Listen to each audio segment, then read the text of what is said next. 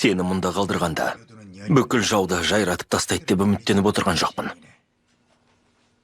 Тікелей қақтығысқа тап болмауға тырыс. Қауіп төнгенін сезсең, кері шегін. Ұқтың ба? Иә, қолбасшы.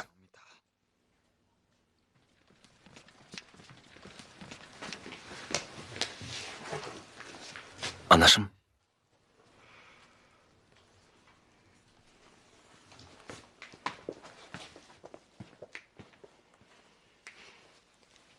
Сонда не? Сен өзіңді тәрбиелеп өсірген адамға қылыш сермейсің бе? Мен халқыма қауіп төндірген дұшпандарды тоқтатуым керек.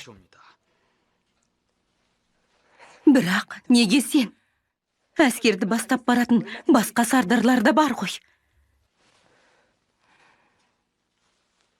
Бұлай істеме. Сенің әкеңмен шайқасуыңа жол бермеймін. Енді қалғаны осы еді.